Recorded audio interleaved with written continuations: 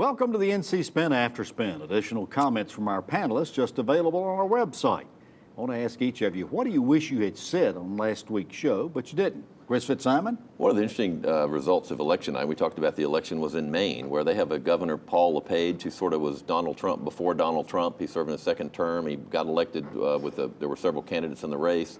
But he was steadfastly against Medicaid expansion. They have initiative and referendum in Maine. They put it on the ballot, and Medicaid expansion passed.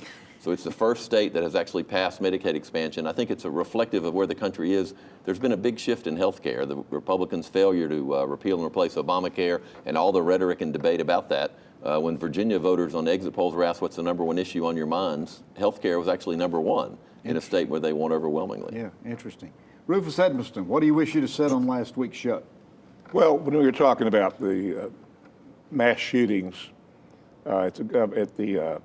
both at the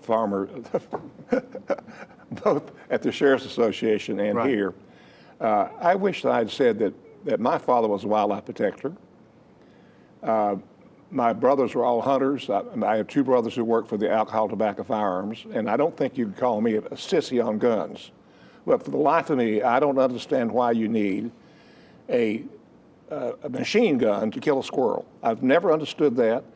And I wish that somebody gets some backbone and say that we've got to, there's a way to do it to make sure that the people that go shoot up churches don't get weapons like that. You'd have to be pretty bad aim, wouldn't you? You'd have to be pretty bad aim. Brad Crone, what do you wish you'd have said on last week's show? Well, Tom, when we were doing the mock show with the Sheriff's Association, one of the topics that came up was video gaming in the state of North Carolina. And I've got to say, it's truly ironic that the state legislature ran out of business, your mom and pop video gaming operators, and 2 years later, the state lottery has gotten in the video poker business with Carolina Keno.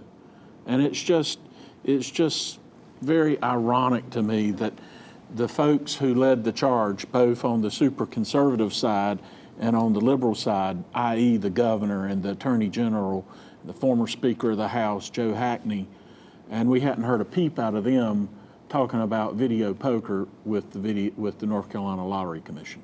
John Hood, what do you wish you'd have said on last week's show? Well, I have a slight personal vignette to describe the very good night that Democrats had in this election cycle. One of my high school girlfriends was on the ballot. She did not expect to be competitive. I don't think people expected it. She probably didn't expect to be competitive. She's in Bucks County, Pennsylvania, and she was on the equivalent of a county commission type seat. It was a township supervisor race. Wasn't expected to win. It's a Republican area. She won. She won, it was a fairly close election, but it was one of the first times that area has elected a Democrat in that office. Bucks County is one of the counties that people were watching. It's a suburban county, often has a lot of Republican strength. And the Republicans didn't get wiped out in Bucks County, but Democrats made significant inroads. It would be the equivalent of watching a Cary or watching, northern Mecklenburg, southern Idaho County. It's that kind of place. Republicans have to win in those districts.